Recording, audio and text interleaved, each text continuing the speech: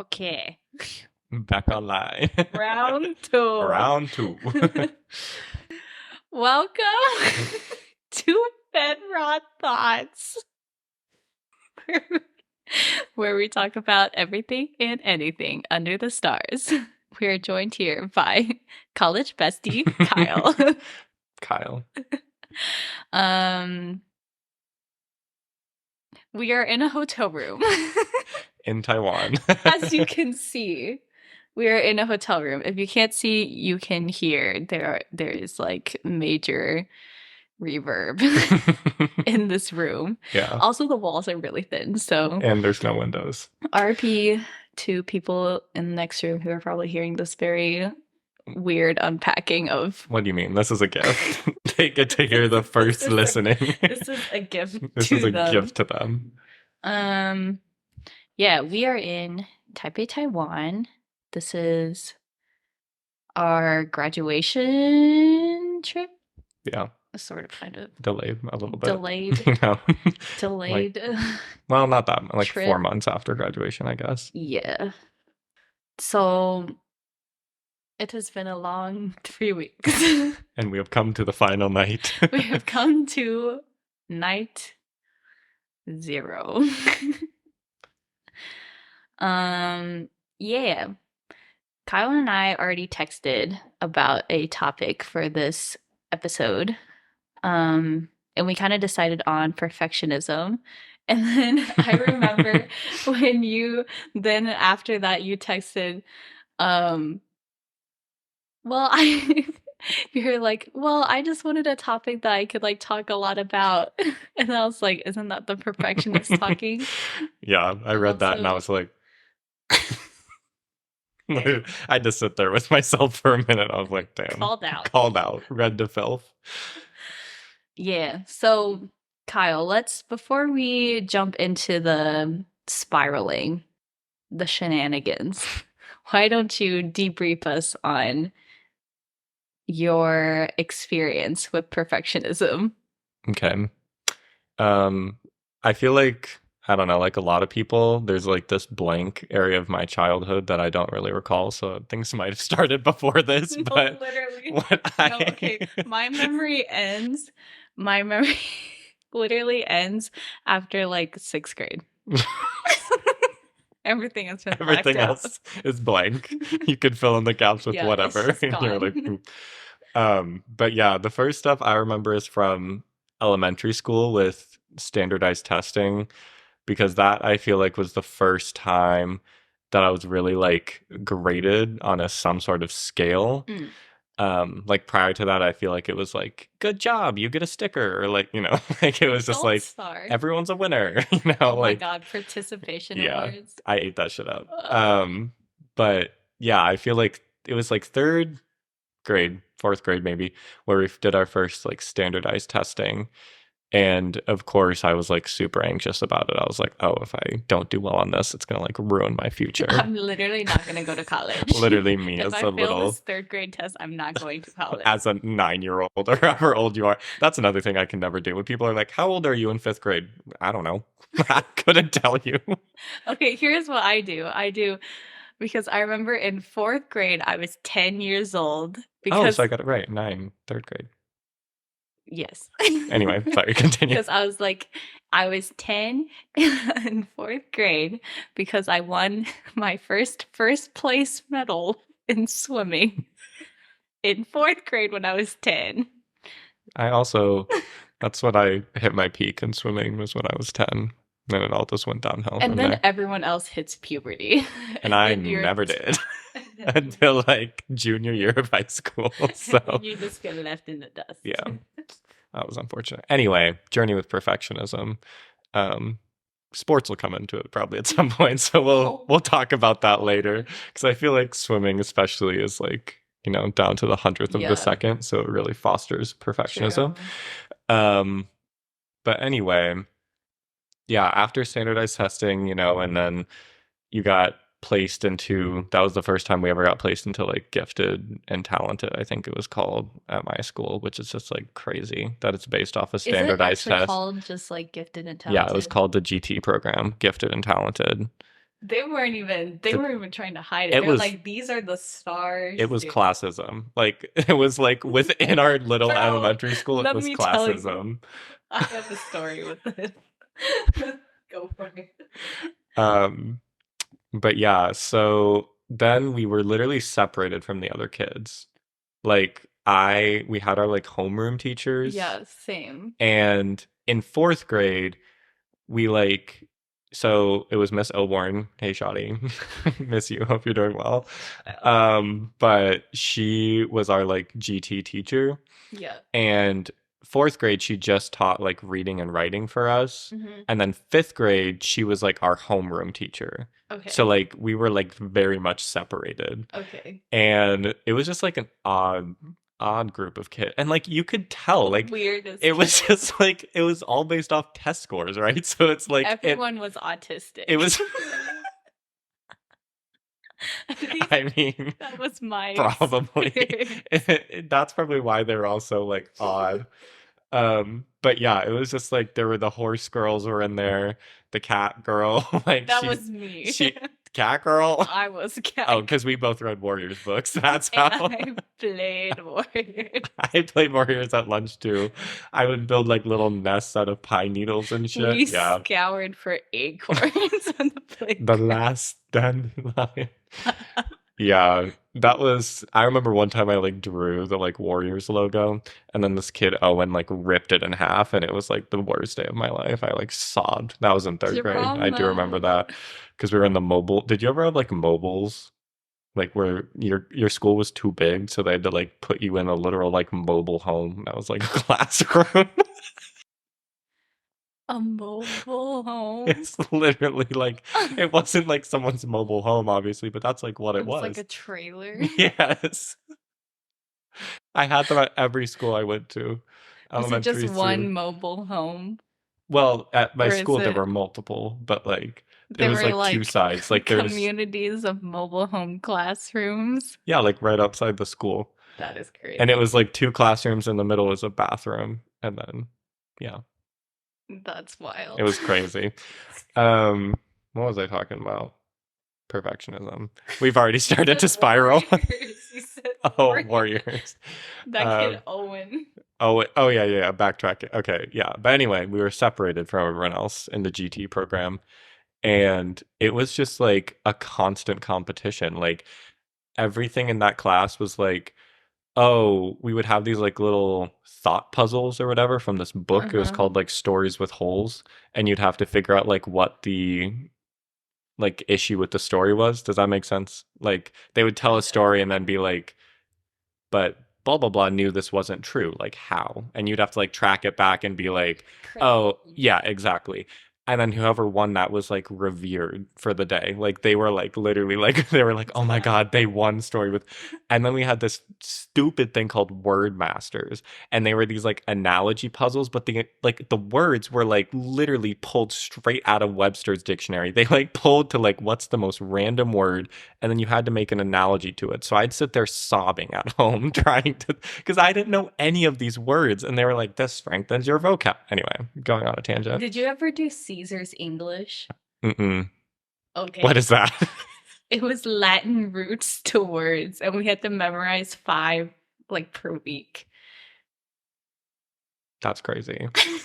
We had to do that in eighth grade with this teacher, Mr. Nagel. He was like a military leader when it came to his class. Like literally the first day of class, we walked in and there was this minute by minute schedule on the board. And he was like, you have 30 seconds to hand in papers, 45 seconds to do this. And we were like, after that, apparently he got more chill. So I think I took a chill pill or something. But that first year, it was crazy. But yeah, and then I think that GT program kind of like led straight into in middle school, it was called AIM, and the AIM kids were definitely separate from like the other kids. Like that sounds so horrible me Like saying the other kids, segregation. but like I did not have a single class with someone who was like not in AIM. Like Was our it like AP? like yeah, AP yeah, courses? pretty much. Like it was just But like you said higher level middle courses. school. Yeah, this was middle school. But it was like pretty much analogous to like AP or IB in high school, but like in middle school. Oh, okay, Yeah. okay. And so the only classes I'd have with like kids that weren't in AIM would be like electives, but like all of my core classes were like AIM classes. And so you like very much got like separated. And I was like my cousin was like not in AIM, and I didn't see that kid at school. Like we went to the same middle school and I didn't see him ever. Like I don't know A how they whole did that, different but it numbers. was literally a whole different experience. And then some kids were like trashy about it. They were like, "Oh, you're not an AIM."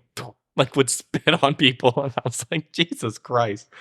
Yeah, Everyone, this is how wealth disparity like starts. literally, because they've literally shown that your socioeconomic status correlates to your standardized test No, I scores. just thought of how rich people like only hang out with like other rich people, and literally this starts young. Yeah. Let's just It say this starts behavior starts young. because you know if someone didn't get the placement they wanted and they had money, like They they probably put them in did. there. Oh Yeah, yeah. they wouldn't Probably donated to the school. exactly. Um but then I think by that point what had shifted for me was it wasn't perfectionism imposed by a system, it was perfectionism imposed by myself. So I think Oh. I'd like become very much like it wasn't pressure at all from my parents or from my teachers, like anything. It was all like self-imposed perfectionism. And I don't know if that's because of like who I am or because I had been a product of the system. Like what like, nature versus nurture type thing. Yeah. Like, was it the environment I was in or was it just like who I was? But definitely by middle school, because that was when my mom was like, "You need to go in therapy." She like she didn't tell me that straight up, but She's now like, she tells something's me wrong with you. she was like, "Yeah, when you would have those like breakdowns, like I thought about putting you in therapy," and I was like, "Maybe you should have. Maybe we'd be better off." Have you gone to therapy? Once. We tried. We tried. I need to try again. But yeah, I went once and I was like, this isn't for me. And then I never went back. But that was also when I wasn't as like self-aware. So I feel like I kind of was expecting something very specific out of it. You And when wanted that, the answers. yeah, I wanted solutions. I I see. didn't want them to pick apart my brain, which is like stupid because you need Yeah, to pick apart your brain to but like that's the lead to, sucky part about yeah. therapy. Um, so yeah, then I started having like super bad anxious breakdowns because of it in middle school. And then that kind of like bled into high school when like, of course we're expected to take the max number of AP classes and like also be in sports and also be in extracurriculars because you need to be this like perfect candidate for college and like yeah, well round and like volunteer at 7 organizations and also, become I don't know, the leader of some sort of God's gift to nonprofit. humankind. Yeah, literally, like come down from the heavens and kiss Jesus's feet. Like Jesus. I don't know. It was just like it was so and it was like I said, like at that point though, it was I guess those things were not self-imposed where it was like you need to do this and but like in a way it was cuz like you didn't need to do that to like go to a good college and like my parents were like you can go like anywhere for college. We kind of just like want you to go to college. Yeah. So I think that the perfectionism aspect of that was very much self-imposed where it was like I need to take the max number of AP classes, like I need to do the best in this and this because like it wasn't my teachers or like anyone else. Like I guess there was like kind of also the friend group I was in, like all of us were kind of that way where we were like we wouldn't really compare test scores, but like we would very much like compare where we were at like academically.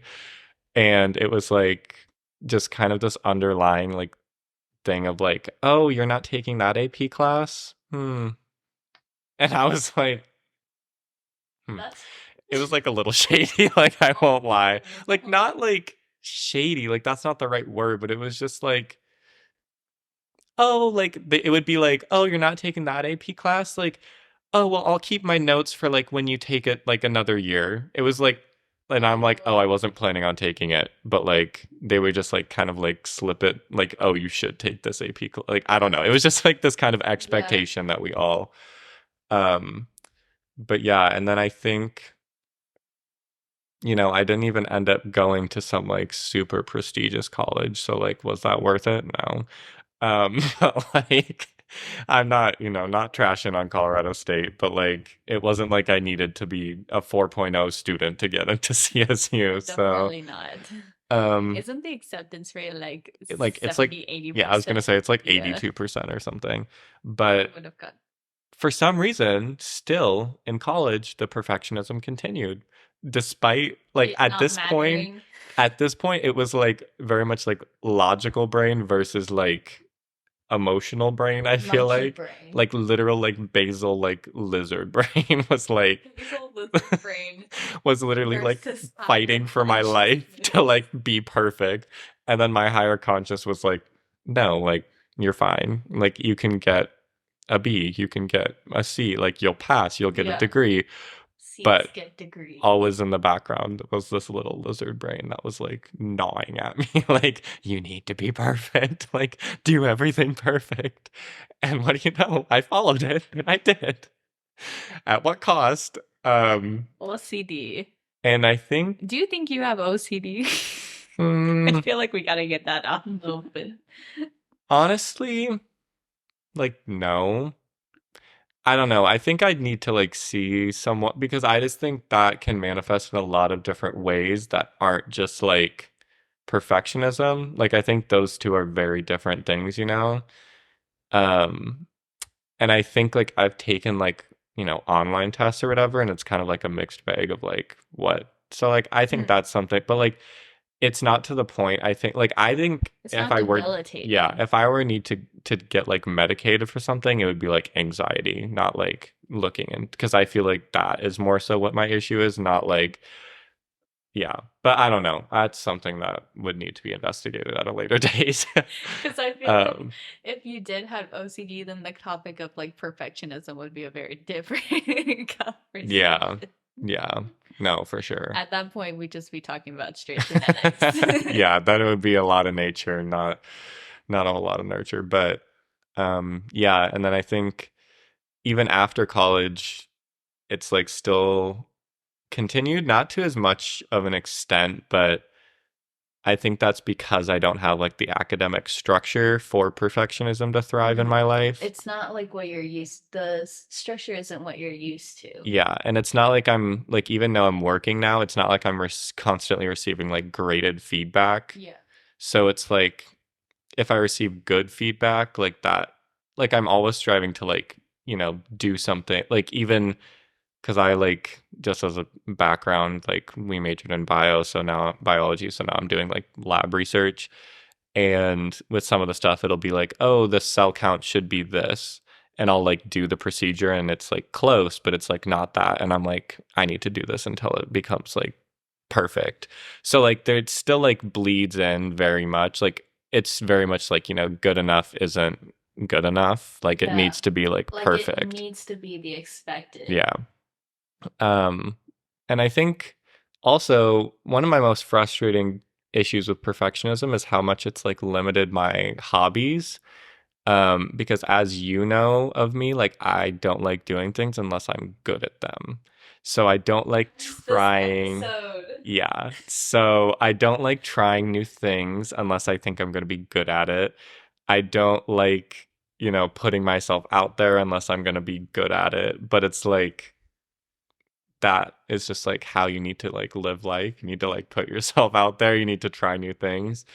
And I've gotten a little better at it, but it's like I think that definitely like held me back a lot previously in life where it was like, oh, I should try this, and I was like, oh, I might embarrass myself. Like I might be an embarrassment to all the like not like, other people, or like I might just like get booed, or like there's just all these like fears, and that's like all wrapped up in anxiety Before too. we move on, Yeah. I just came up with a juicy question.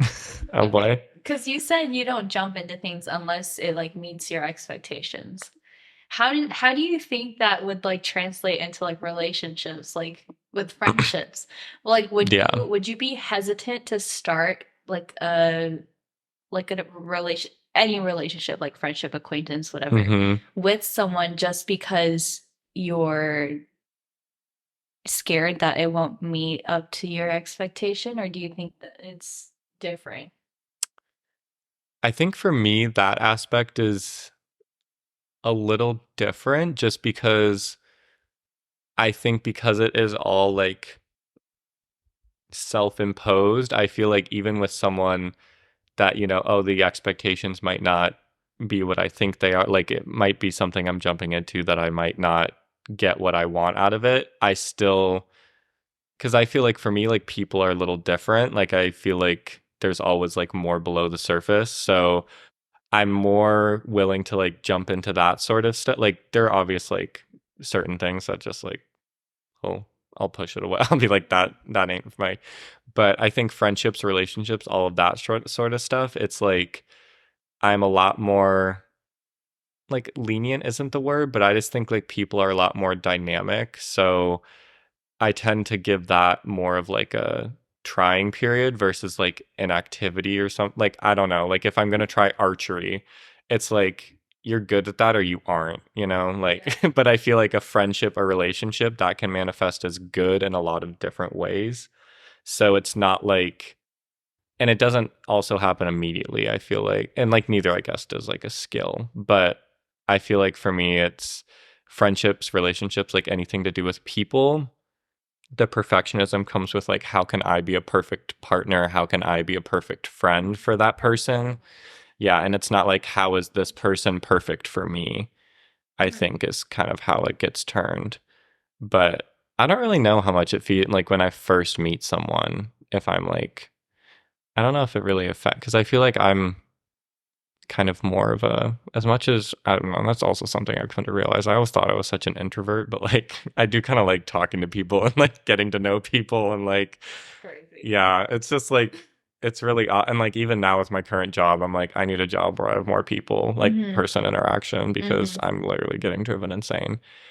Um so yeah, but I don't know. I think that with relationships, yeah, it's like different than it has been with jumping into like skills or things like that because I know I can be good at a friendship or relationship. Like I've done it in the past. It's not like a new skill, you know? Like you've worked on it. Yeah. And like there are new things I'll encounter, I'm sure, but it's not like, oh, why don't we try throwing a javelin for the first time? Like it's not like a totally new thing that I've never done in my life before. I don't know where that came from. Like I don't know why that was the first skill that came to my brain. But um yeah, I don't know. What do you think about that? Do you like how do you approach in term because I think like you have also aspects of perfectionism. Like I think that's why this will be kind of a Oh, juicy. okay. Are we reversing I it think back? you're pulling a Uno reverse. Uno reverse. Yeah, Okay. about like Okay. actually let's just start from the Should we talk beginning. about my Your gifted, background. talented Okay, Yeah. first of all, I cannot believe that your program literally called you all the gifted and talented. Are you kidding me? No, it's out of pocket. Okay, but mine isn't that much better because we are called Excel.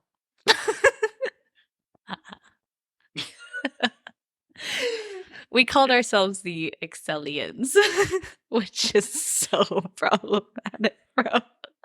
So many things. Okay, so problem number uno was when I was transferring from private school to public school and I get shoved in a room and my parents are like, take this test. Turns out, years later, it's an IQ test. Of course it And was. you had to hit like an IQ benchmark in order for you to get placed into the Excel program. Problem number two,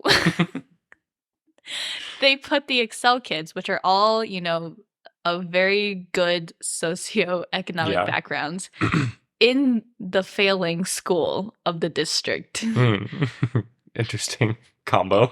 If you can put the dots together, you're like, okay, smart kids, socioeconomic backgrounds, money into poor school. So already we're There's some issues. The s- foundation is shaky. starting off, the Excel kids already think, oh my God, mommy, daddy's rich. I'm smart. All these other kids are. And so I think what was like the underlying kind of theme or just the undertones of the whole thing was that the Excel kids were just like your class was kept apart from all the other kids. And the Yeah. times we did get to interact, the Excel kids were very uppity. Yeah. Like we acted like all the other kids, like it's so weird for us to hang with them. Like it's Yeah. weird to talk to them. Like they're on like a different level I and we just can't think have a good it teaches conversation. us such like horrific social skills at such a young age because it's Oh like yeah. you're already developing this mentality when you don't even know it of Yes. like, oh, I can't relate to people that are like different than me. Yes. Like it's so messed up because you're like, and it's like also this mentality of, in our society, rich getting richer. Like, how does that happen? Because they like want to keep being put on this pedestal. And like we got that same stuff with like getting praised as like gifted. Yep. Like, of course we wanted to be in that club Yep. because we'd rather be inside the club than outside of it. So like Yep. you got to act the part. Yep. Anyway, Exactly. That is how that works. yeah. So all the almost autistic kids are all together. We all interact together. Corralled in a room. Yes, and so as you can imagine, weird kids getting weirder in that class because Yeah. we aren't facing the outside world. Literally kept away. Yeah, so we had just like tangent, but some weird things that we did. Here we go. We we had a marketplace in our 5th grade classroom. We started this unit on ads, and we had to like film our own ad and like make our own ads, and then it just like took off because then we're like, oh my god, we know how to make ads now. So it all started with this girl Victoria. She stuck a flyer on the front of the door and said, join my dragon club. And then after that, all these ads started popping up. Every Don't give fifth graders no, advertising. no, listen. And everyone in the class starts selling stuff. Capitalism. Capitalism has dug its claws into the youth of America. Capitalism starts in this 5th grade class. After that was auctions. I created this basket of goodies. I'm telling you, it was like $5 to $10 worth of like candy. Okay, me and my mom went to Walmart and bought candy. I made a gift basket out of it, and then I auctioned it off for $20. Profit, baby. Profit. I just want to apologize to whoever's child came home $20 for. With a basket of candy from Walmart.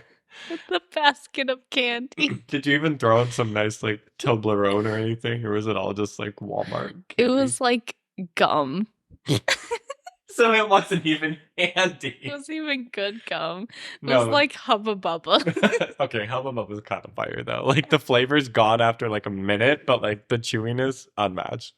But a side story based off of that, we also had a marketplace in 3rd grade where we had to like make our own goods and then sell them. But we didn't use actual currency. So we just had like little, whatever, which like I don't know if that's much better because like is our money real anyway? I don't know. It's just a piece of paper. But then also in 5th grade, we went to this thing called Young Ameritown.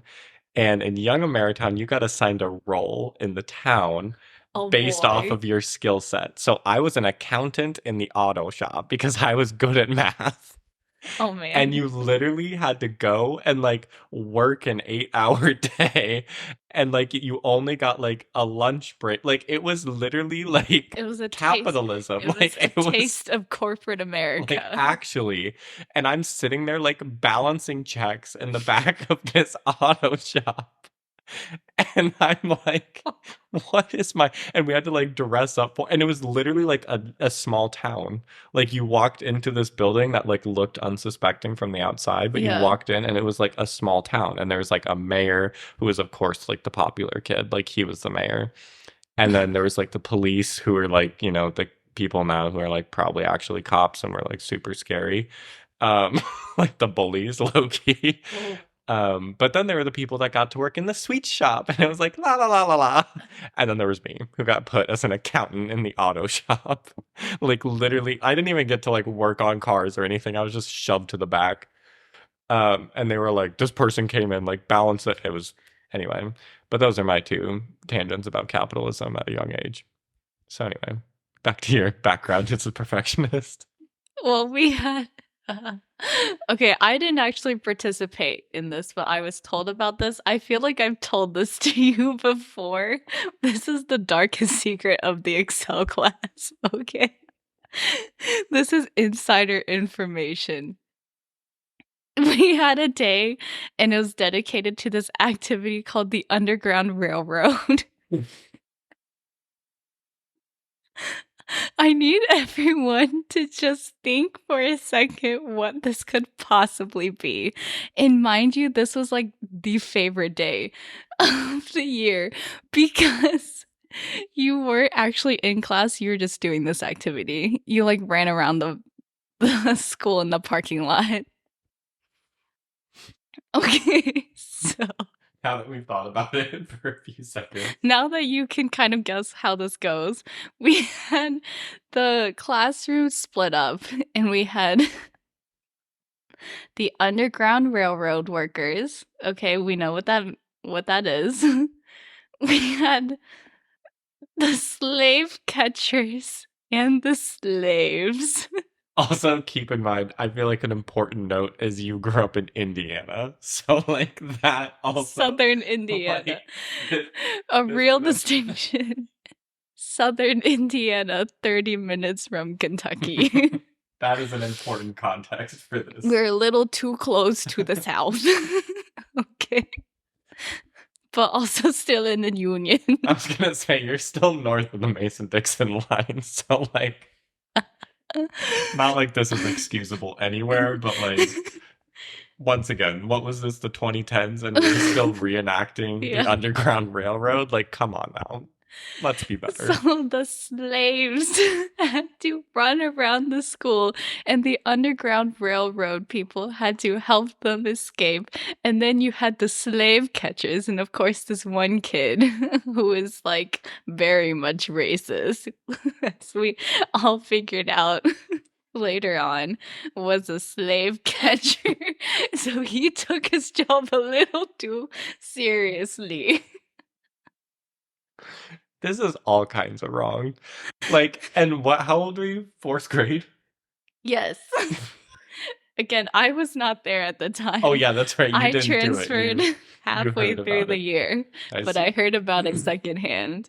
And then years later, I said, that's a little problematic. Another problematic thing we did, we reenacted Ellis Island. We pretended to be immigrants into America. I kid you not. And we literally, they told us, like, dress up in shabby clothing and, like literally look poor is what they told. Like, not in those words. But, like, and we showed up to school. And, of course, circling back to perfectionism, I was stressed out. My outfit wasn't going to be good enough. Well, that's also probably because I was. But. Yeah, the show. I was, like, wanting my outfit to be, like, accurate to the period or whatever. So I did all this research about like what people wore when they went to Ellis Island. And I was like, Jesus Christ. But anyway, and we had to pick your nationality, which problematic. Problematic. And then dress up? And then no, not like dress up as the like, but like once you got there, they were like, what's your nationality? And you could just pick like literally of anything. I remember. I was just gonna say what was that? The RTCA, the transracial community. Have you heard of them? No. It's the people on TikTok who are literally trying to like switch races, and there's like subliminal. There's subliminal messaging videos on YouTube for people to get a monolid, like an Asian eye. So anyway, what is our fourth? They're cheering right now. They're like, oh, no, I wish I could do that. They're like, I want to go to your school. But yeah, me and my friend, we were Brazilian. Why we picked that, I don't know.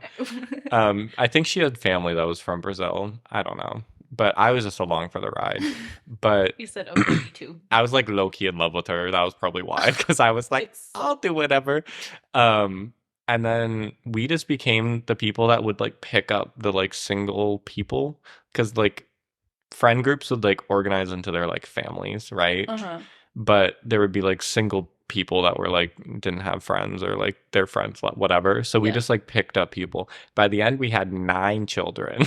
So we started out just us, and we just picked up people along the way, and then we had to go through immigration with our 9 children and on the spot come up with names for all of them. Oh my God. And also the ship through LSI. We literally got up and then we had like the school bus loop. Yeah. And then we got on the bus and we went around the loop 5 times. And then we landed in Ellis Island. And then we went to the gym and then like went through immigration and like I bet they painted it as our like it's an height and easy like, yeah. process to get into the country. No, that was just like they did not give us any. They were just like, this They, is how people immigrated to the United oh, States, they the don't best country ever. It was so easy. La la la la la. they don't tell you that the US actually hates Yeah. immigrants Immigrants of and any kind. refugees Yeah. especially. Um. So anyway, I don't know how we got on Ellis Island. Oh, you were talking about the darkest Oh, I secret was I of was also Excel. just reminded that we had to reenact feudalism. Oh, we did that too. Did you do that? Yeah. Okay, we did like The vassals, is that what they're yeah, the called? vassals had to draw perfect like stars. And who are the people who oversaw the vassals? I don't know. Were they like lords? Like, Yeah, yeah, isn't yeah, that yeah. what they Lords, were? Yeah. lords. Lords would then like they would like assess your star drawing, and if they thought your star wasn't perfect, they could tell you to start over. So it was like 10 stars and you get like 1 coin. And then we'd be able to buy food. And then the peasants, what did they do in this system? Oh, wait. Peasants. It was peasants, Oh, peasants, vassals, vassals. Oh, no, and no. then Okay, I switched it. oh, Peasants are drawing the okay. I was stars. like, if you're drawing the stars, what are the peasants doing? Begging. Sorry. Peasants are drawing the stars. Yeah. Vassals are overseeing it, and Okay. then they had to like pay the lords. Yeah. What was that And then called? some kids got like a very big ego boost from becoming the lords and the vassals. Of course they did. So we had like it was honestly like a microcosm of like capitalist behavior because the kids in charge would just like you would draw like one tiny line off and they'd be like start over and you'd have to redraw It's like all the 10. literal like Harvard prison experiment. Like I know that's fake, but like Yeah. that was the power trip that was about to start happening. Yes. Another thing we did, we reenacted the caste system from India. Yeah. That's problematic as Oh, fuck. oh Yeah. no. They literally assign people you're an untouchable. Like I kid you not, you had to wear a sign on your head that said, and you so you didn't know what caste you were in, and you just had like a card on your head, and people would treat you as like you should be treated. And we just walked around. Why did we reenact the caste system? We also had an argument one day. This is so random, but we learned about like the 4 main dynasties of ancient China, and we had like a class argument about which one was the best. So why? Why did we do that? Like, can we just learn the history? Like, I feel like we need to have a whole episode about just like racist things that our school has made us do. yeah, I got a lot of those stories. especially from Indiana, I'm sure. But Oh, anyway, yeah. circling back to your journey in perfectionism, coming back to I topic. think I had a pretty similar Yeah, experience though, because we were like both of us were in like a ton of extracurriculars, and it was always like, this is like to make you well rounded so that you like know how to do a lot of stuff. And I don't know. I feel like they planted the idea of college also very young. yeah. I think like sixth, 7th grade. And I think for me, it was also younger because I had an older sibling. Like he was 6 years older. Yeah. So he was like already talking, and like my family was already talking about that stuff like really early. Yeah. So, and I have a lot of older cousins too. So it was like It in was the sphere already. like very early. I think it. I just think the pressure like really started whenever they started asking you like, what do you want to be when you grow Yeah. up? Yeah, that question, and then you're like, holy shit, what am I good at? And also like why do we need to feel like one of my favorite memories from like being a swim coach is I had this was like the good old day. I coached like the 5 and 6 year olds this year, and this I didn't ask her what she wanted to be when she grew up, but she was just like talking to me. She's like, oh blah blah blah, like Coach Kyle, like I want to tell you like what I want to be when I grow up. And I'm like, okay, I'm like, shoot, like tell me what you want to be. Yeah, She's like, so I either want to be a dog walker or an that's so cute. American Ninja Warrior Okay, or a painter yeah, or a vet. I was like, you do it. you do all of those things. Like, You'll be those go be things. on American Yeah. Ninja Warrior if you want to. Yes. But like, I just feel like that is so, I don't know. That's like before you get forced into this tunnel of like, what do you want to be? And then like also judged for what you like. I feel like that's the thing. Like you were saying, like not only thinking about what am I good at, but also what am I good at that's like a marketable skill, which is insane that you think about that at such a young age. Cause it's like, Yes. I feel like kids are like already taught what's valuable and not valuable in our society, like so young, which is crazy. True. Anyway, back on your journey. I keep pulling you away. I'll shut up until you finish. But yeah, extracurriculars, did a ton of those. But I think so. I was also in a ton of AP classes, but I think maybe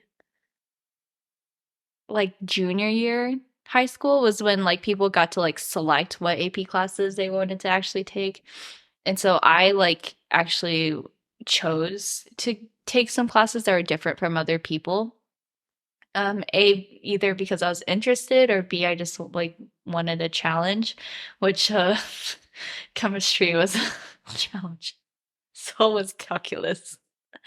I think I got a 1 on one of those exams. Maybe it was chemistry. I think I died in that I class. heard the AP. I did not take chem, but or AP chem, but I heard that was horrific. It was too much. Yeah, It was way too much. the worst Because then, teacher ever also taught it at our school. like I had a good teacher, like he was fun, but I got to like college chemistry and I was like, this is so much easier. Like, what the heck? What the heck? Yeah. Um, I think I had a little less. I don't want to say that. Definitely, like, not a lot of pressure on like what classes you were taking, but a lot of pressure on like. Honestly, kids like talked about their AP scores a lot. Yeah. They'd be like, "I got a 5," Yeah. and I'd be like, "Oop." So I I think that did was it. so I think that was the moment when I was like, "Oh, I'm not as smart Yeah. as I seem." And so I think then I like my brain started churning and I was having this like crisis and I was like, "Oh my God, I'm not like a smart kid." Mm, And I think you could also bring like obviously there are like maybe some racial factors involved because it was like, "Oh, you're the Asian kid." Like kids would come to me for help on their math homework and I'm like, "You have yeah. better grades than I do. I don't know what to tell you, Yeah. but your racial stereotype is not going to help you in this instance. Yeah. It's going to get you in trouble."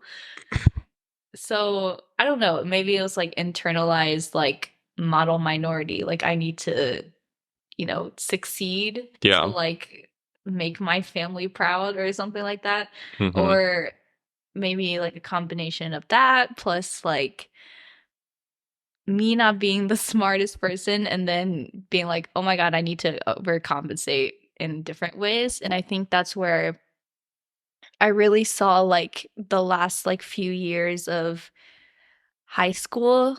I was really striving for like leadership positions. So I Mm, was like, okay, if I can't be the smartest, then I can be a leader. yeah. It's like I can be I don't know, charismatic in some way. I feel like I'm not very charismatic, but it's like It's I feel you like for sure. but it's like I was like I can lead people, I can be a great leader, and then that transferred on into college where I was like, okay, as you know, like grades Yeah. mattered to me, but like not as much Hmm. as they do you. And for me, it was like, okay, get involved first. Like that was kind of my big thing. I was like, okay, I want to be involved. I want to do a bunch of stuff. I want to like know people, and then it transferred into like later on, like I need leadership positions. Like you know, yeah. Yeah. I think it's interesting though because I just from an external perspective, even though like we different definitely had like different priorities, but you still very much had like a lot of perfectionism when it came to those like leadership positions. Oh yeah, Like that's you would, exactly where my yeah, perfectionism like is. you would like I just remember sitting on the couch and you'd be like designing like a poster for some sort of Mhm. event and you'd be like, is this color scheme good? And we'd be like, yeah, like looks great. And then you'd like work on it a little more. And you're like, what about this one? And we're like, yeah, like I like that, blah blah blah. Mhm. And you would just like sit there and work like, and that's just literally like a single poster. Like I can't imagine how many other tasks and stuff you would like sit Oh there and yeah. like look over and like do multiple iterations for. So I feel like we very much like directed our perfectionism in very like different ways. Yeah. But also side note, what was your requirement at school to like be a valedictorian in high school? Do you remember? Wasn't it 4.0? Was that it? Yeah. Because at our school, you Oh, had did to you have the you had to weighted? have we had weighted, but Oh. you had to have a 4.0. You Oh, had to ours was take like 3 AP classes. you had It to was very take low. some amount of AP classes. You had to take this weird what was it called? It wasn't study hall. That wasn't what it was called. What's like a roundtable discussion seminar. Seminar. You had to take specific AP classes in addition to like the number. You had to take Oh, specific these ones, ones. and then you had to take like the final AP class in multiple subjects. So like for math, it was like AP calculus or like an AP language. Like you Mm, had to do like all of this stuff. And you also had to have like volunteer hours. And like I'm just like that's so much.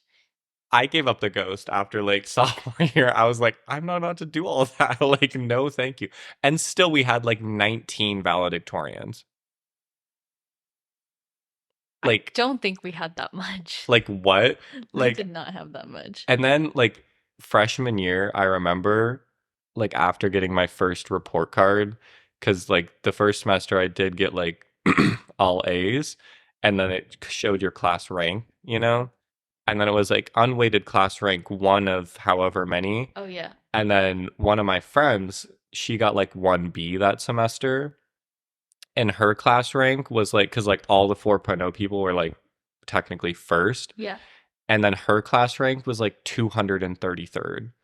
So that many people had like it was crazy.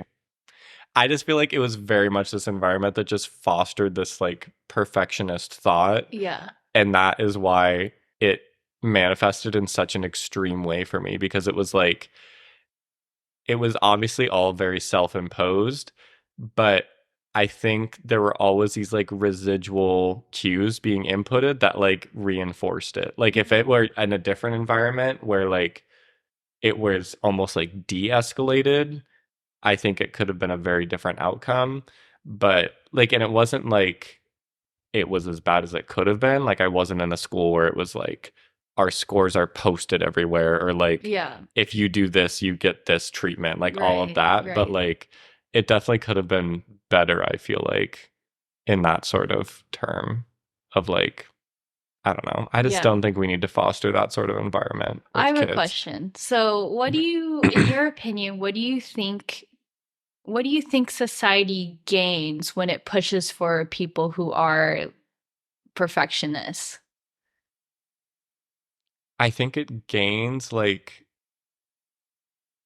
I don't know because I was like thinking about this question about like what are the benefits to perfectionism, and I think it gains people who like this is gonna sound really like kind of bleak, but that fit into like as cogs in the machine a lot easier. Hmm.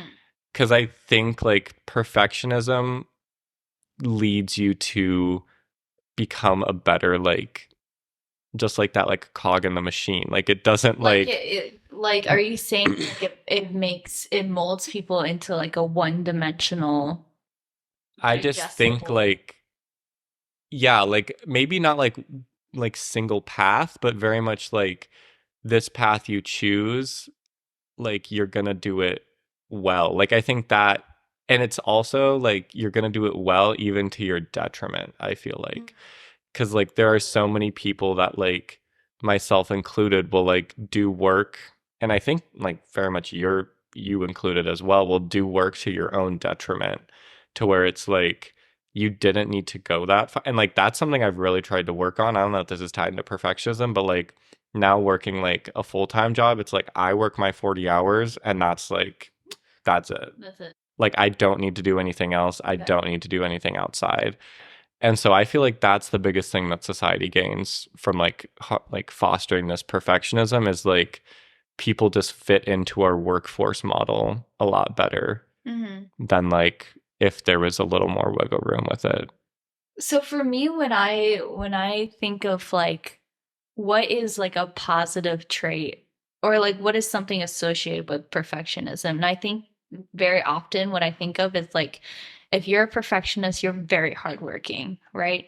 And I think that in the system that we've kind of created, it's like people it needs people that are A, hardworking and B, trustworthy.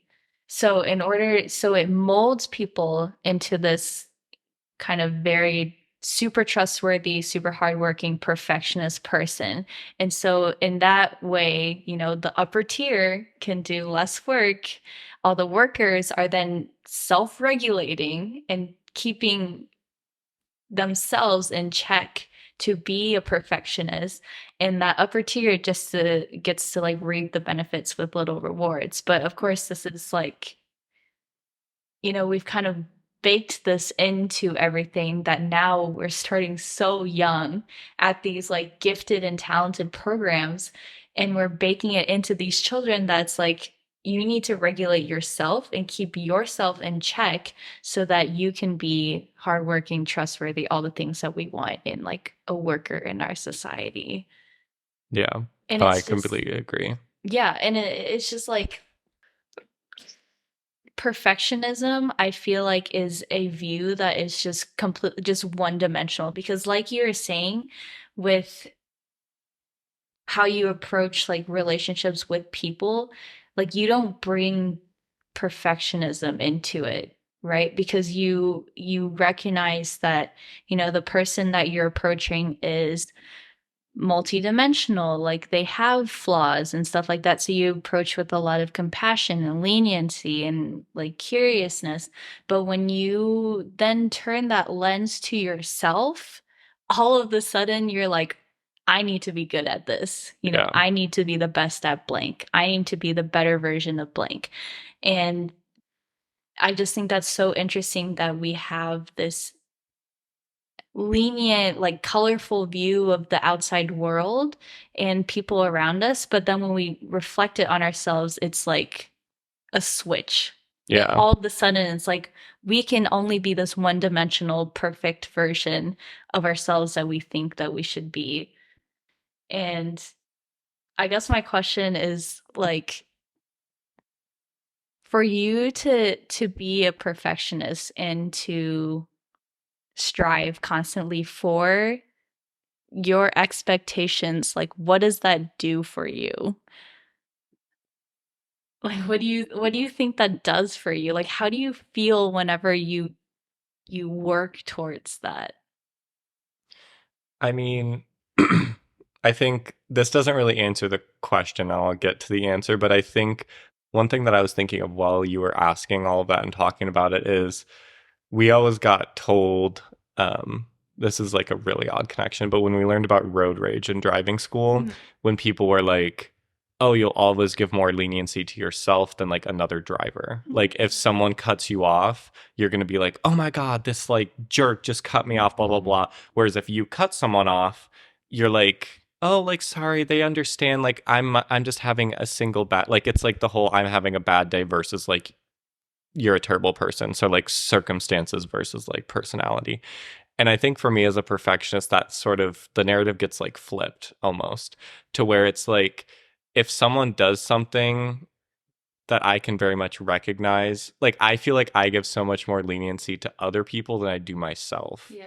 Where it's like, oh, you didn't show up for me like this that one time, like that's completely fine, like you'll do it next time, Yeah, like blah blah blah. you start making Whereas for excuses. me, if it's like my friend is going through something and maybe they tell me, "Hey, like I wish you would have handled that this way. Like thank you for your effort. I wish you would have done it this way." That for me is like, failure. Like I failed, Yeah. like, and that really like brings me down. And so I think that is super interesting how that narrative gets kind of flipped where it's like we aren't as lenient with ourselves as we are with other people, but like I feel like human nature should be that you're like The more other way. lenient with yourself than you are with Mm. others. So I don't know if that's just a byproduct or a like issue related to perfectionism, but I think that also ties into anxiety a lot too, where Yeah. like you just are constantly looking like at yourself with this like sort of altered lens. Um, but back to your question about like what does perfectionism do to me? I think it like it's almost now turned into like kind of like an addiction. Like Oh, okay. when I do something to what I consider a perfect standard, which like doesn't exist, Mm-hmm. obviously, but like those few times that I've gotten like a perfect score on a test, like, oh, that shit feels good. Like it's Mm. literally like a drug. Yeah. Like I can't even describe like I don't know what chemical is what dopamine is that what it is? Whatever your reward center is. Yeah. That is getting fed. Like mama's having a feast up there. Like it feels so good. Like I can't even describe the feel or it's like I don't know, like it's just like this euphoric feeling almost, but it's so short-lived. So you basically Pavlovian trained Like yourself literally. to love perfect scores. Yes. But it's also it doesn't just come with like perfect and I think that is why my love language has developed into words of affirmation because that is how my perfectionism can most be like fed because when people are like you did this so well. You did Mm. this like wonderful thing like so well. Like it's just like I eat that shit up. Like oh my god, it's so amazing. And I think but then it's a blessing and a curse, right? Because when that happens, it's like, oh, this is amazing, but it's so short lived. And then it's like, oh, but what about next time? Like, Am I what am going I to do gonna better do? next time? Yeah. What How am am I going to do better? I'm perfect now. I can't do this again. And so it becomes like a very high to like a very low of like, shit, like now, I how do I deal with yeah. this? And that was something that I think was the hardest when I had a lot of like throughout like middle school, early high school, and there's a lot of like emotional dysregulation. I feel like whether it was like hormonal fluctuations, like whatever was happening, I like couldn't regulate those shifts from like that high to that low of like I did so well. And then like I wouldn't even be able to like live in that moment because I was like already anticipating the next thing I had to like worry about being perfect at, if that makes sense. But now I'm like still like trying to train myself out of the perfectionism. So I feel like the next step in the plan is to like revel a little bit in like the successes before I like focus on, but I don't know. I think that for me is like what I get out of being a perfectionist and why it keeps like why my brain keeps feeding into it because it is like I think it literally does feed into my reward center when things do go well. But perfection is obviously something you don't achieve. So it's like it's almost like that unattainable goal that you've set yourself, and so therefore you can constantly be striving to achieve it. Yeah. And like every step closer you feel like you get to it, it's just like euphoric. Yeah. Hmm. Yeah. Lizard brain. um But yeah, I mean, related to perfectionism, one thing I want to ask you is like, how do you think us growing up in the world of the internet has like fed into perfectionism? Because I feel like Oh, for sure. we are very, like, we almost have a dual persona because we can be a different person Yeah. online. Like I feel like Instagram is such a like it's like the epitome of perfectionism. Like I get all this, oh my God, I could go off about the like the dumps, how we started like, oh, let me just okay, so Instagram we already know like literally like 3 years ago was like let me craft this like image, right?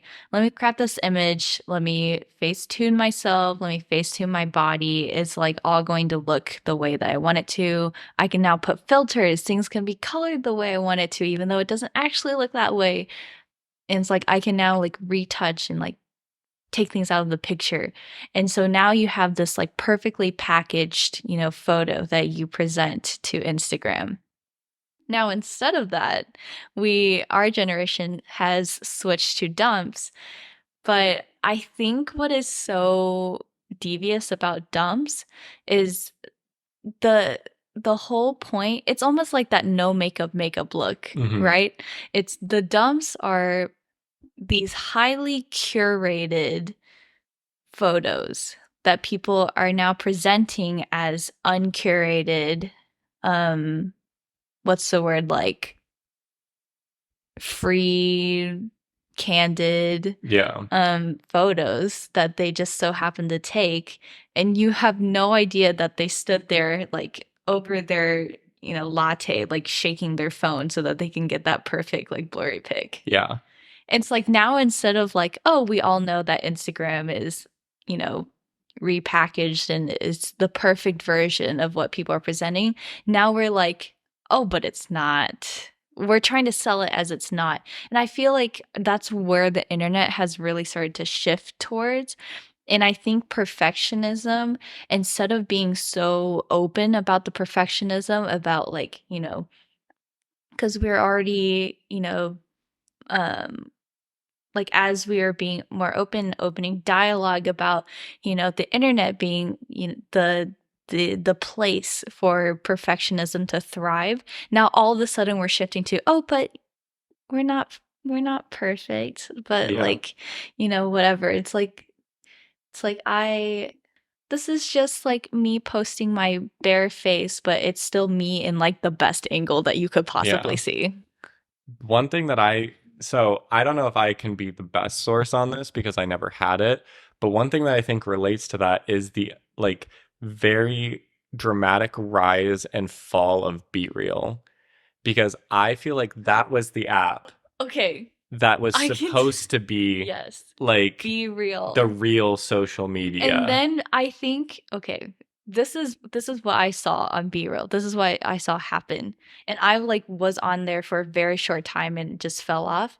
So for me personally, like I'm happy to admit that like when it comes to Instagram, I love like curating that Yeah. like great post. Like Hmm. I love fitting an aesthetic. I love creating the caption. Like that whole process is part of like my like creativity. Yeah. Um I like doing that. But when it came to B-Real and when I joined B-Real, at first it was really cool because everyone was like, "Oh my God, like it's I don't know when we all downloaded it, but it was like during a time when like people were all like hanging out and it was all cool and stuff and people were like, "Oh, look, Be Real like me with my friends," whatever.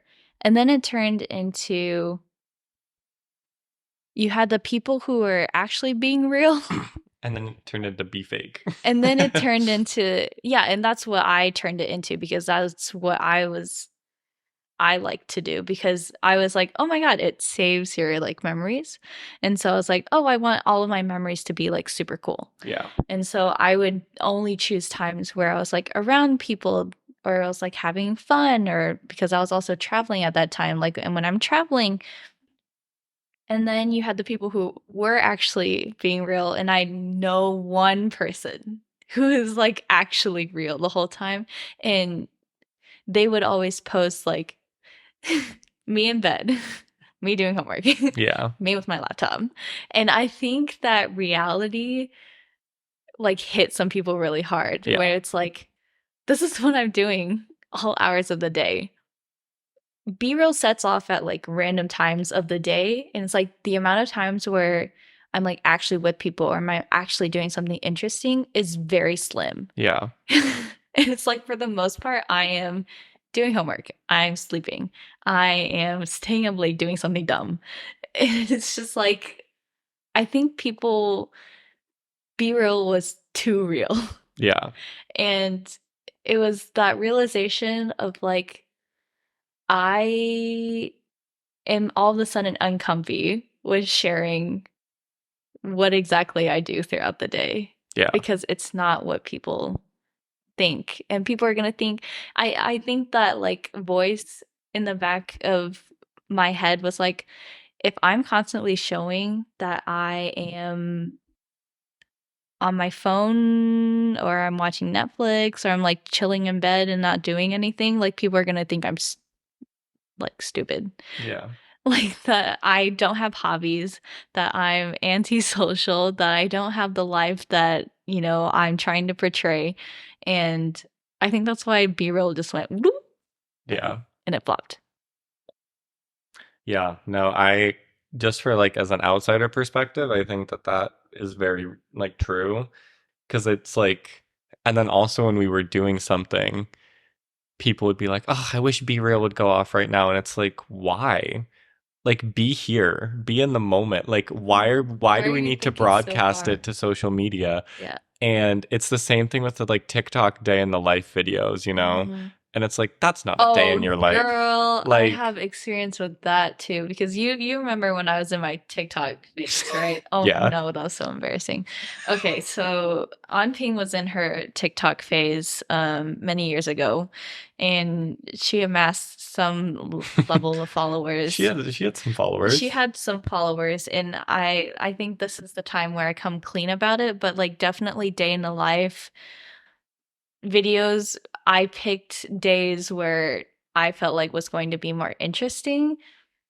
And I also picked moments that were more interesting. So just letting you know that like if that person isn't letting you follow them around for like 24 hours a day, they're probably curating it, honestly, because that's what gets views. Yeah.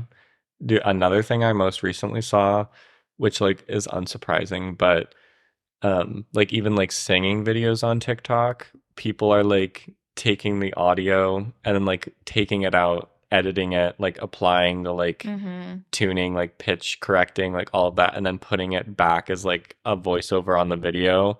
And so it's just like further feeding into like even these videos that are supposed to just be like people just like singing, like raw singing, are not anymore. And Yeah. it's just like, why?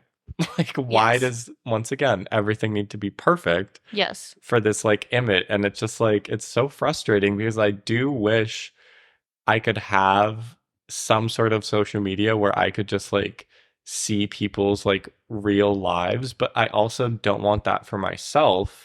So it's like, how is it fair for me to want that for But like also other like people? when there are streamers that are like broadcasting 24 hours of the day, like that's so like I don't know. My feeling for that is that it's like unethical. Yeah. It's like they're like a zoo animal. Yeah. So it's like even though we want something that is real on the internet, like when it is real and we are watching them all hours a day, like it's weird. Then you take a step back and you're like, Like why this are is a we? real person. Like, why Yeah. are we watching them like So this? so my thing is like I I get that like the internet is a super curated place, but at the same time, it's like I think the if you want the realness, like you need to focus on yourself, Hmm. right? Like I feel like you need to focus in on your own life and instead of trying to achieve or like find that realness online in a place where you know couldn't possibly be real, like I don't know, it just doesn't make sense for people to go online and search for things that are like completely unedited or whatever. Like even this podcast, like just to get the sound levels right, like I have to go through a whole nother program to make sure that things equalize. Yeah. So, things are not as they seem.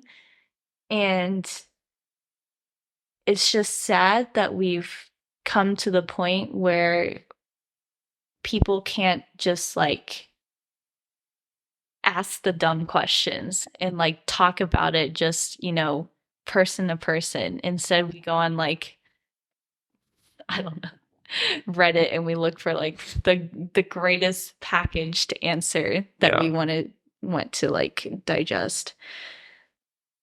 But yeah, that's my Your 2 cents on it. that's my 2 cents on the internet. Yeah.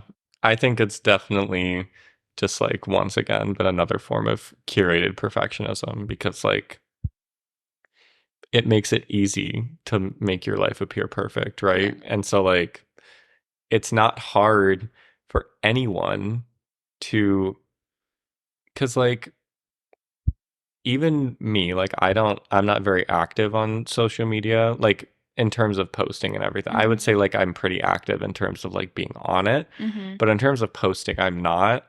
But it still is very easy for me to like curate what I want my life to look like online, and people will fill in the gaps, you know? Like even if I'm not posting every day, even if there's 6 months in between, it's like, oh, you post about this trip and then earlier you posted about this Halloween party you went to 6 months earlier. And it's like, oh, in between, he must be going to all these parties, like going on all these fun vacations, like spending stuff. And so, like, people will automatically fill in the gaps. And I think that is just like what's so dangerous because it's like you shouldn't be expected to like live an eventful, amazing life like every single day. Like, we need to just like rot sometimes, like, literally, better, like, literally. Um, but another thing I thought of when we were talking about that is kind of related to the internet, but it is something I'm struggling with right now, and it's perfectionism and online dating. Because once again, you curate this image of yourself in your online dating profile, and other people do the same. And it's like, there's also, I could go on a whole rant about this, but like finding someone that's perfect for you, Oh, you or know? feeling like you're perfect for Yeah. that person. And I think that, like, I don't know, I just think online dating has made it so, I guess maybe not online dating in general, but the apps that I have had experience with, like Tinder, Hinge, Yeah. are ones that I've like most had experience with.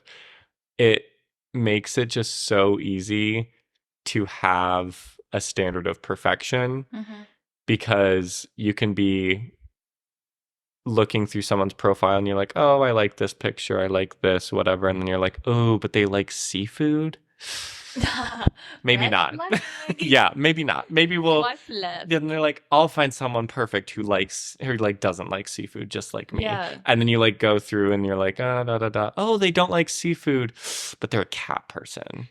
Left. And it's Yeah. just like it's about this idea of Yeah. finding this perfect person. And also the crazy part about that, and like what I've tried to start doing is like, yes, so like people are always now like don't settle, right? Which like I completely agree with. Like, know your worth.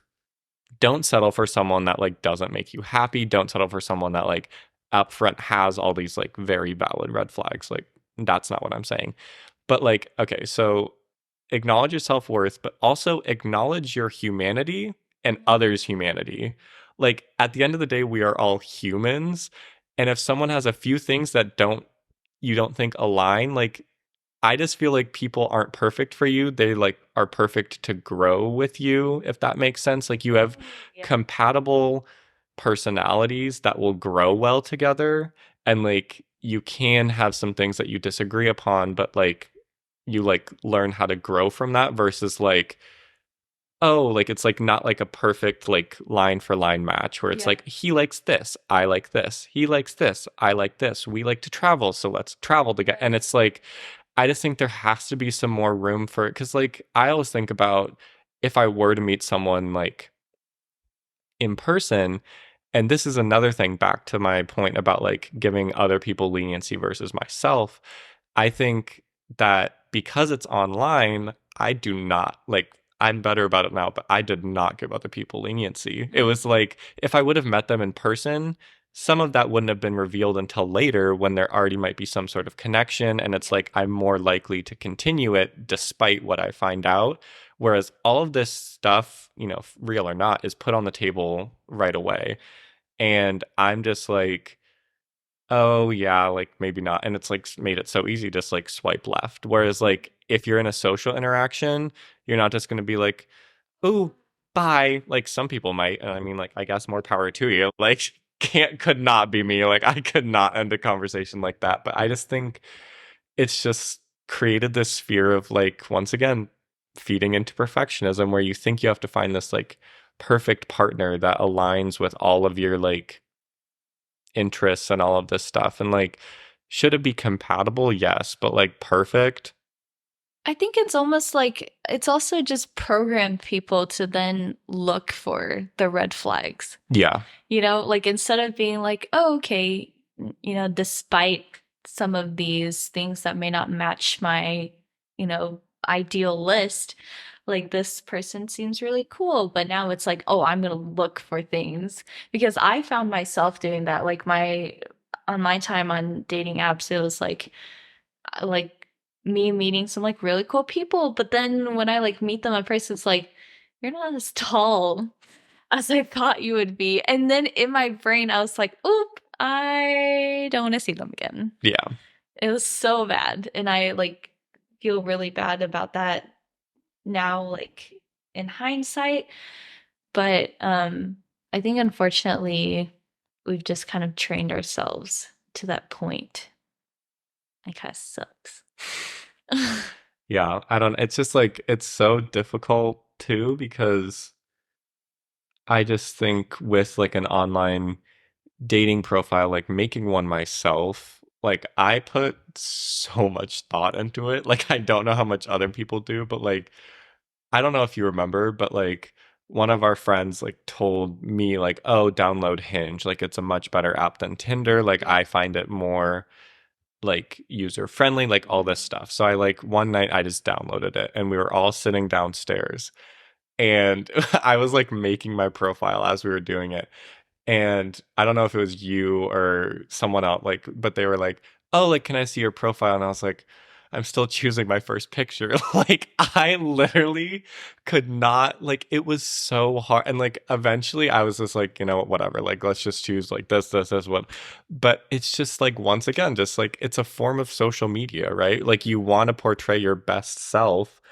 And, you know, I just, it's like not real. And that's what makes it so hard for me, where it's like now I think I almost immediately, if I like match with someone, like I haven't been on it lately, but going forward, I think like this new outlet, like if I match with someone, I'm gonna try and like meet up with them in person ASAP. Yeah, So it's not like not like talking. I'm, because I think, yeah, like I think as the more you're in that like talking phase without meeting them, you develop this sort of idea of what they are Mm, and what you want them to be.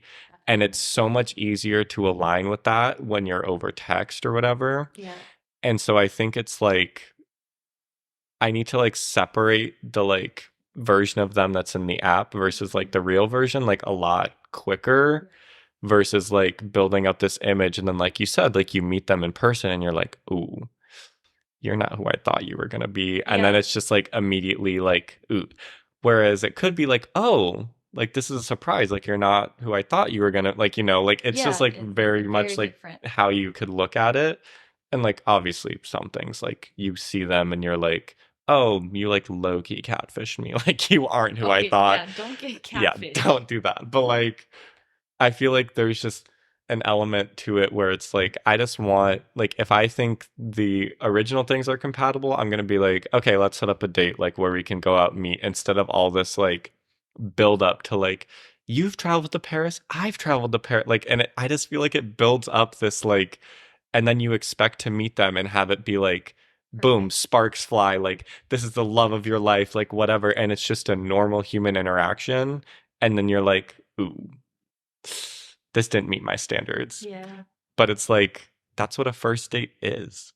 Like, yeah, like if it goes well, then it like, it goes, but it oftentimes I feel like isn't going to be this like we're off to the races. Like it's like we, Love at first sight. like yeah, it's like we should have spent this whole life together. Like I don't know.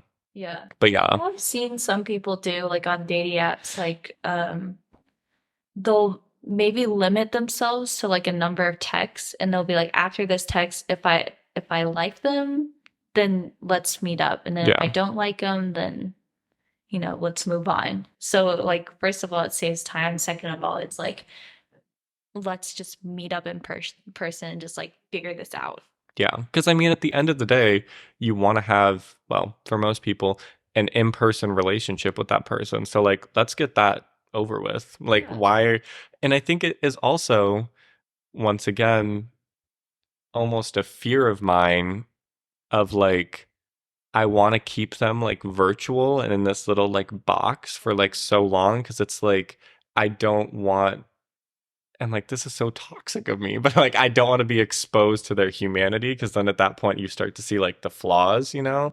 But like that is what is so beautiful about it, as corny as that sounds, but like it is because like I also don't want people to see my flaws. Like I love having Being vulnerable. yeah, and like but and also like online you can like pick and choose which things you're vulnerable about Yes. to like build a connection, Yes. right? And it just like it builds, I don't know, I just don't think it at all correlates to like in person is what I found with like people. Like I'll think I had like a great connection with them and then the other thing is like sometimes they'll just like ghost you and you're like, did we actually connect at all? Or was this all just like, were you doing this with 14 other Let people? me give you something to think about. Yeah. I think you gave me a good leeway into this. Okay. So you just said that in dating apps, like vulnerability is really scary. And that's what you're like, maybe that's what you're selecting for when you're picking out like the perfect photo on your profile. You're scared that there are things that are vulnerable that would then show other people, what it is you're about. And my kind of thing in like a conversation that I had with my therapist was, we were talking about like little aspects of like my perfectionism, but also about like why I kind of like work myself to death basically to achieve whatever expectations I want. And kind of when she asked like, what does that do for you, my instant thought was control. Hmm. I think perfectionism is what puts me and makes me feel like I'm in control of either the situation or myself or whatever. Basically, anything that is uncontrollable, if I can strive for perfectionism, it is controllable. So for me, in ways that might manifest is, if I'm working on, like, say, I'm working on my event for my job, and there's like the weather is going to be horrific. It's going to be so hot. I'm so scared for the attendance going. I can't control it. What I can control in my head is I can prepare exit plan A through Z. Yeah. For anything that could possibly go wrong, and I can figure out a solution to how to fix it. So in my head, this is actually real, real story. But for this event, um, I looked at the weather. I was like, oh my God, it's going to be a heat wave. I'm like, no attendants are going to show up. Like, I'm not going to reach my expectation of the number of people that show up for my event. It's not going to look good. I'm going to be wasting money, all of these whatever reasons. And then I said, oh, but here is something that I can do. So I went out like in the dead of night and I bought like packs of water bottles and like, slipped it into my car. And so here I am, not getting enough sleep. I'm stressed as all hell about this event. And I show up to the event and I have all these packs of water, and it turned out to be just fine. Like the weather was okay. Yeah. It wasn't a big deal. But I think for me, like that was like a very clear indicator that whenever I can't control something, that is when I start like catastrophizing and then trying to make up for it when there is nothing to make up for, Yeah. when everything was going to be just fine. But here I am, you know, stressing about it for no reason. Yeah. And I think another thing that feeds into that too is like it's that, you know, old phrase like rather be safe than sorry, where that time, you spent whatever money you did on those water bottles, whatever, but you would have rather had that and that money gone to waste or whatever than the alternative where you come completely Where I unprepared. fail. Yeah. Where I fail myself and I fail everyone else. It was my Yeah. thought was like I'm literally going to fail everyone if Yeah. I don't get these packs of water and I cannot control the weather. Yeah. No, and I think that is something that I struggle with a lot too, where it's like I'll go overboard on something because it's like that guarantees that it's like a fail safe, essentially. Like if this goes wrong, like at least, and 9 times out of 10, or even 99 times out of 100, I don't need to use that fail safe. Mm-hmm. But then that one time that it works and Yeah. I'm like, thank God I did this. It just like resets my brain back into, like you said, like that control mode where like this is something I need to do. Like I Yeah. do need to keep like doing these fail, because it's like if I don't the next time, it'll be the same. Like I will fail, and like it'll look horrible on me. Like I just like will fail everyone else. Like it's just like, and it's such a horrible cycle because It's literally like it's at the end of the day, like perfectionism just results in self-sabotage. Like yeah. it is what it is. And I can think of another example just in like dating too, is like I ghosted this person who I thought was actually kind of great, and I just completely cut contact with them because I felt so out of control because no longer am I like by myself. Now I'm reliant on someone else to give me feedback and to like talk to them, and I have to wait for their responses and stuff. I felt so out of control Yeah. and I couldn't control my emotions. And so my best thing was to find like the tiniest thing wrong about them and then just completely blow the relationship out. Yeah. And See, it was just complete self-sabotage because yes, I am now feeling like I in more in control over my emotions because I don't even have to deal with my emotions. But now it's like I've completely given up on any sort of like joy or happiness that this person could possibly bring to my life. yeah. I Interestingly, I actually feel like when it comes to dating apps and stuff, handle it sort of in like the inverse way, which is like very odd, but I almost like kind of love like yielding the control to the other person, which is like really odd. But I think it's because it's all online and it's not, to me, doesn't feel like any real control. Mm. But I love the thrill of like waiting for that text back from them, or like, which is so toxic of me and like needs to be looked into. But like, That's so strange. I, and that's why I like deleted all those apps and stuff for a bit. And I was like, I need to check in with myself. But I loved having someone that I was talking to, and it would like get me like literally through the day of like, oh my gosh, like they'll probably text me like blah blah blah, and then it would keep me up at, not keep me up at night, but like at night I would be like, I would like, if they weren't responding, it was like, oh, like when are they gonna like it would literally like control my life. And Wouldn't it put you in such a spiral though? it would, but it also just like distracted me from like so much other shit going on in my life.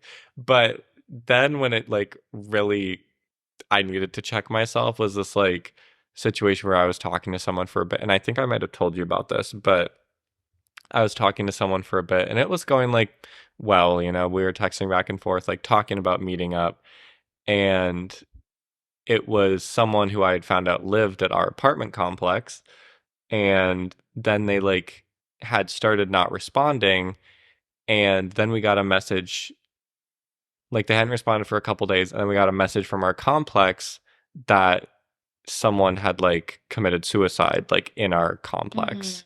And like immediately my brain, which is so selfish of me to think like they could have just ghosted me, but immediately my brain was like, oh my god, that was this person.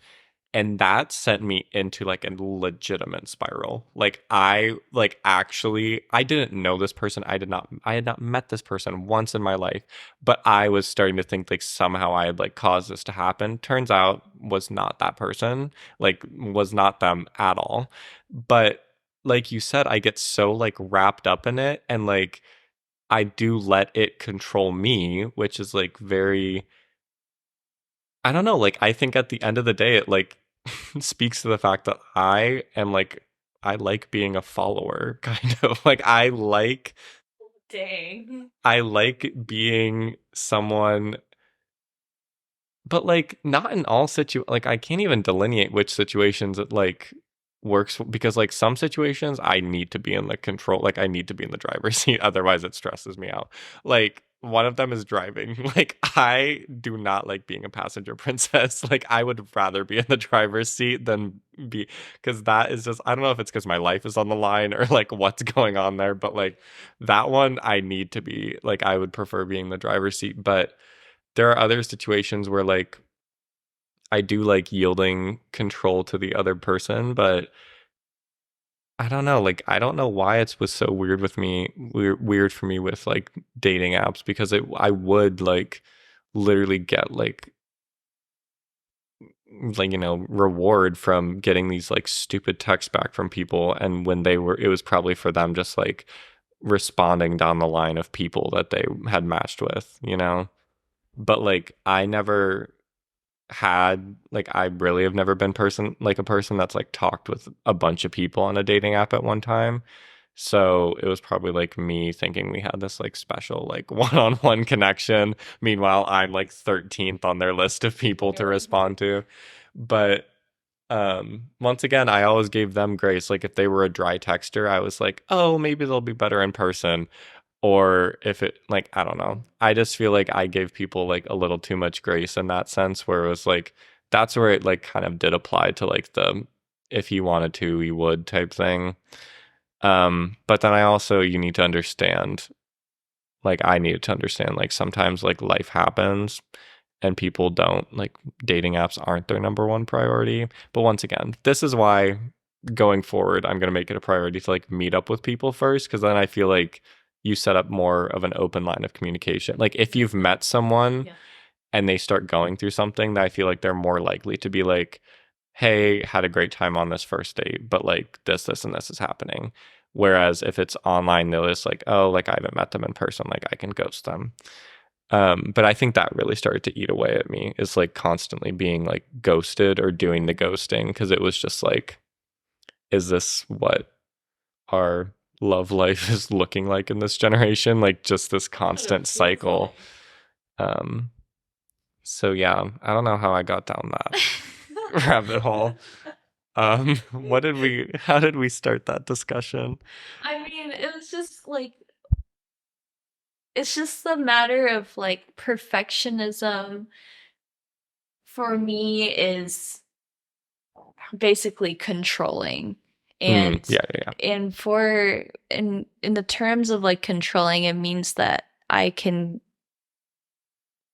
not be vulnerable, because vulnerable is almost like relinquishing control. Like in the terms of my relationship with other people, like when I am vulnerable, it's like I'm telling you a lot of things and you're seeing me in this state, and now you can do with that info whatever you want to do with it. And Yeah. that freaks me out. Yeah.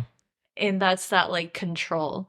And I like I just think it's something that I'm still working on and like you're also still working on. And we like as sad as it is to say this, but like at this point in our lives, like we have no answers, Yeah. unfortunately. So like our fellow like perfectionists out there, like we are still like the two of us are still very young We're and we still a don't work have, in yeah, progress. exactly. And so this is, just kind of our thoughts on it, but like we can't really give out much advice. Yeah. Like all you can do really is to like, I guess, try to like talk yourself out when you do feel like you're trying to like assert your perfectionist ideals into something. And I don't know, like give yourself more grace. That's definitely something that I've been wanting to implement. And I think I just really noticed how bad like my perfectionism was like when after graduation I just kind of hit that like block of exhaustion. And I think I just trying to upkeep the image that I wanted to upkeep and all of my perfectionist expectations just was it was just like complete self-sabotage, and at the end I just could not sustain it. It's just not sustainable. And I think that's something that I really really need to work on like going forward, and especially as I find new lines of work. It's like I cannot keep putting 200% of myself into Yeah. things that I do. And that is my conclusion. Yeah.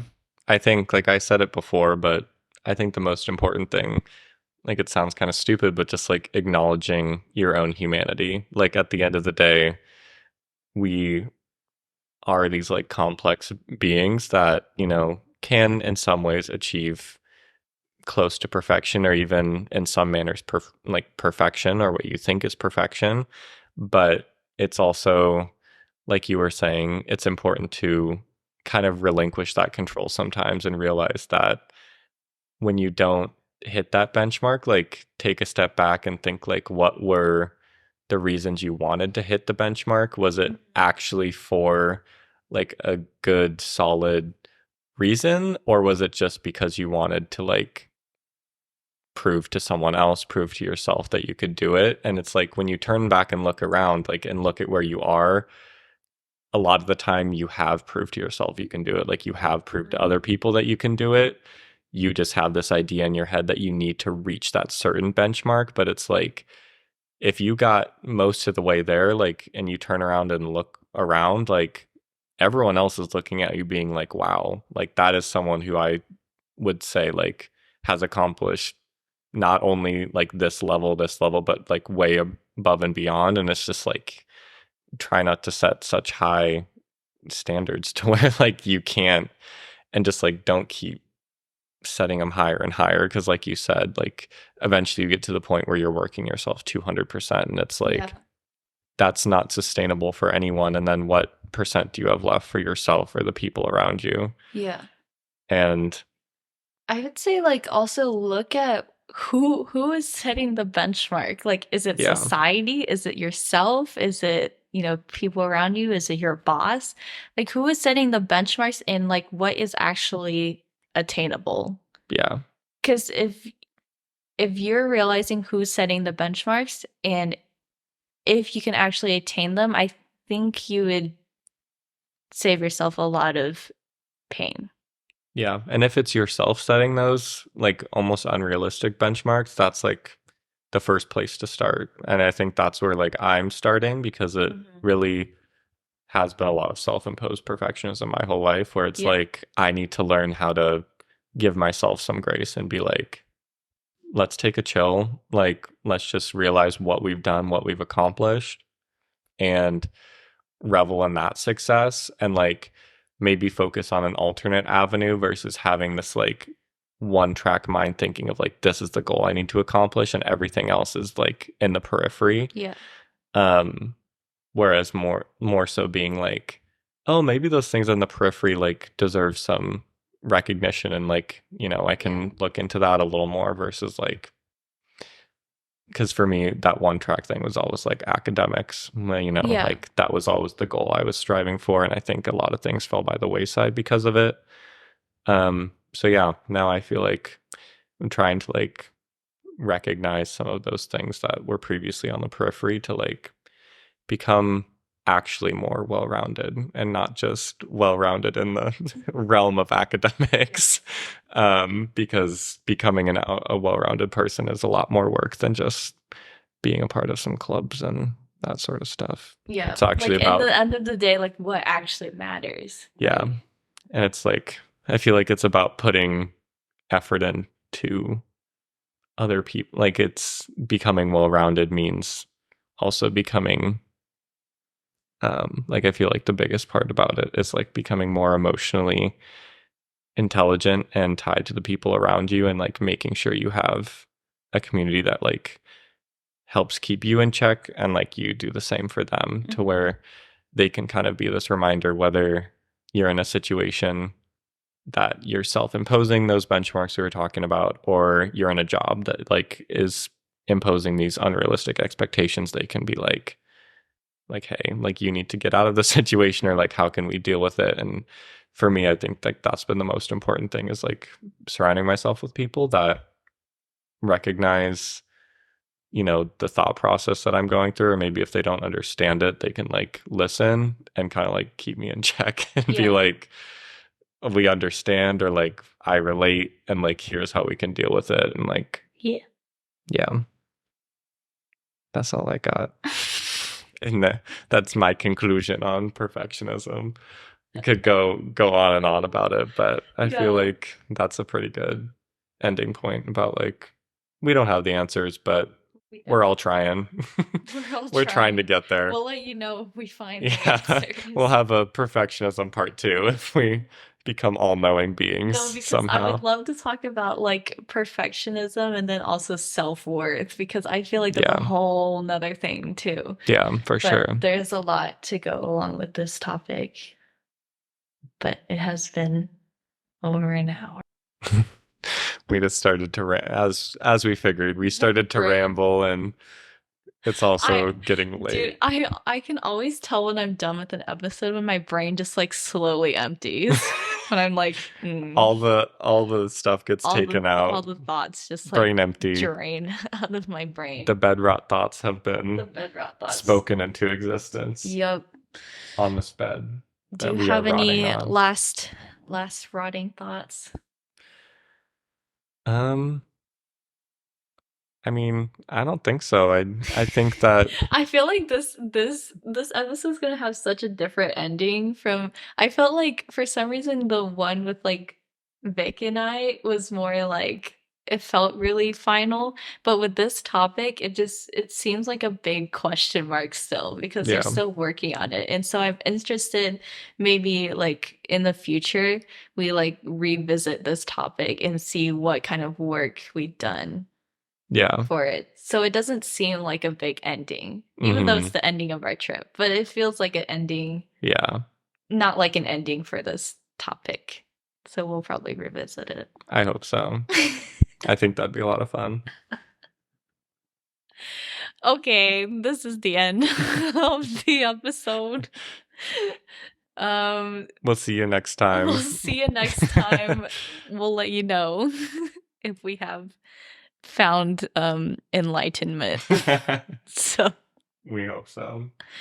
Okay. Let us know if you found enlightenment in any other ways, because we would love keep to hear us about posted. It. Instagram is bedrot.thoughts. I occasionally post video episodes, but They are not perfect. Please do not judge my video skills because I have none. Anyways, we are going to end this with a Kyle and Ping high five. Okay. Stay safe out there. Bye. Bye. Oh man. Damn, she was chunky.